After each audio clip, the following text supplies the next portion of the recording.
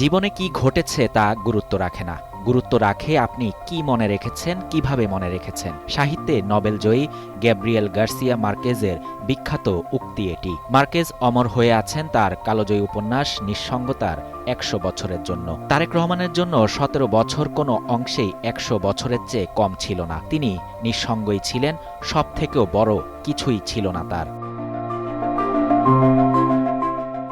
জীবন আসলে থেমে থাকে না, সব দুঃখের অবসান ঘটে নিঃসঙ্গতার দিনগুলোতে। তিনি হয়তো অপেক্ষায় ছিলেন সঠিক সময়ের। সময়টা এলো, তিনিও এলেন, দেখলেন, জয় করলেন। বাংলাদেশের সম্ভাব্য নতুন প্রধানমন্ত্রী তারেক রহমানও কালের পাতায় নিজের জায়গাটা অমর করেছেন। দেশের রাজনৈতিক প্রেক্ষাপটে তারেক রহমান সব সময় জাগ্রত চরিত্র হয়েছিলেন। অধিকাংশ সময় নেতিবাচকভাবে খবরের শিরোনাম হওয়া তারেক রহমান এখনও শিরোনামে, তবে পুরোটা জুড়ে বীরত্বের চর্চা। ২৫ ডিসেম্বর ২০২৫ যে উপন্যাসের শুরু, তার প্রথম অধ্যায় ১২ই ফেব্রুয়ারি ২০২৬ সালে নির্বাচন।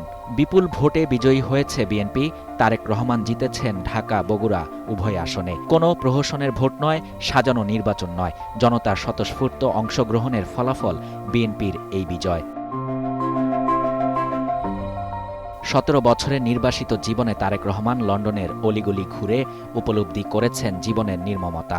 ঘুরে দাঁড়ানোর মন্ত্র পেয়েছেন, যে মন্ত্রে উজ্জীবিত হয়ে দেশের মাটিতে পা রাখেন গত ডিসেম্বরে। কিন্তু তার গল্প অত মসৃণ হলে হবে কি করে? দেশে ফিরে হারালেন মা খালেদা জিয়াকে। ৩০ ডিসেম্বর অবসান ঘটে রাজনীতির এক মহান অধ্যায়ের, যার প্রয়াণে কেঁদেছে গোটা বাংলা। শোককে শক্তিতে রূপান্তর করে তারেক রহমান প্রত্যয় নিলেন নতুন বাংলাদেশ গড়ার। ভারপ্রাপ্ত চেয়ারম্যান থেকে হলেন চেয়ারম্যান, জিতলেন নির্বাচনে বিজয়, আগামীর দেশ গড়ার প্রথম সিঁড়িতে পদার্পণ। ২৪-এর গণঅভ্যুত্থান খুলে দেয় বন্ধ দরজা।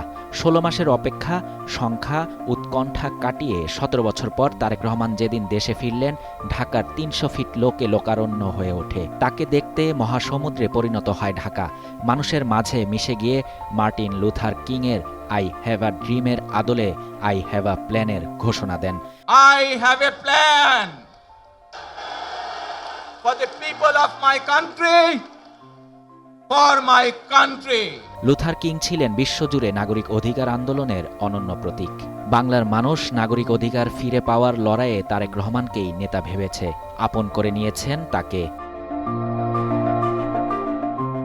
নির্বাচনের সময়টায় দেশের এক প্রান্ত থেকে অন্য প্রান্ত চষে বেরিয়েছেন।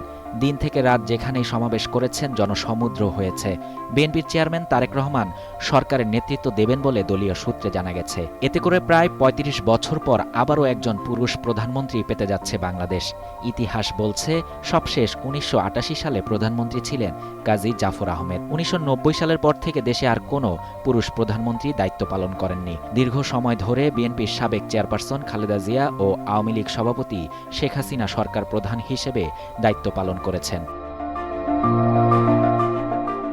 রাজনীতিতে দেখা যায়, নির্দিষ্ট সমর্থক গোষ্ঠীর বাইরে আন্তরিকতা থাকে না। তারেক রহমানও প্রতিপক্ষের কথার বানে জর্জর হয়েছেন, তবে অন্য যে কোনো সময়ের চেয়ে ঢের কম। ওই যে সবার আগে বাংলাদেশ, তার অভিধানে হাল ছাড়ার কথা লেখা নেই, বরং ফুল ফুটিয়েছেন।